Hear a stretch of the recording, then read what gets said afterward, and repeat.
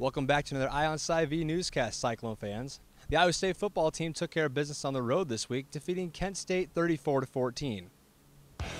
Behind a punishing rushing attack by Alexander Robinson and Austin Arnaud, the Cyclones took a comfortable 27-7 lead into halftime and never looked back. Robinson rushed for a game-high 143 yards and a touchdown, while Arnaud added a pair of rushing touchdowns and threw for another. Head coach Paul Rhodes became just the third Iowa State coach to win his first road game. Monday, Rhodes talked about what the road victory meant for his team. Well, we measured our kids Sunday. They were all about an inch taller. So I think a good bit was lifted off of them, and they're ready to move on now. And as far as we're concerned, they're 1-0 on the road and heading into Army in a good week's worth of preparation. The team returns for Family Weekend this Saturday for its final non-conference game of the season, welcoming the Army Black Knights to Jack Trice Stadium. The Cyclones will tee it up at 6 p.m., and live video coverage can be seen via the Clone Zone at Cyclones.com. Well, the Big 12 volleyball conference season started this week, and the Cyclones wasted little time getting into the thick of the competition. The 10th-ranked Cyclones opened up the conference season at Hilton Coliseum against Colorado on Wednesday in dramatic fashion, sweeping the Buffaloes in 3 sets to record the best start in program history through 10 games at 9-1. 10th-ranked Iowa State was paced by Victoria Henson's 12 kills and an eye-popping .517 hitting percentage in the first set. 2 days later, the team headed to Austin, Texas, for the showdown of the week against the second-ranked Texas Longhorns.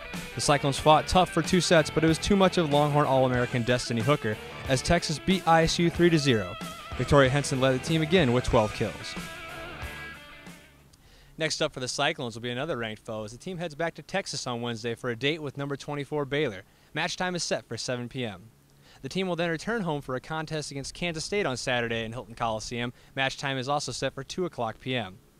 Well, the Cyclones soccer team had never trailed in its first 7 games of the season, but that all changed on Friday, suffering their first loss of the season at the hands of the Iowa Hawkeyes 2-0.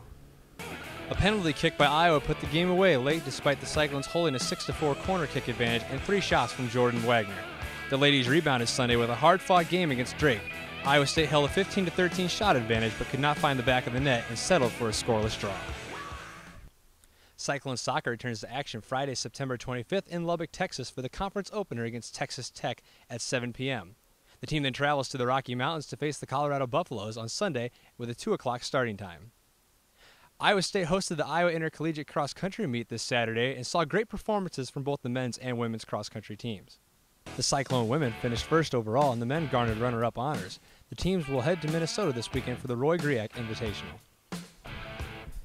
ISU women's golf and tennis both open their seasons this weekend. Head coach Christy Martins and the golf team travels to the Ron Moore Intercollegiate in Highlands Ranch, Colorado, while the tennis team competes in split squad action at the Minnesota Invitational and the Drake Tournament in Des Moines.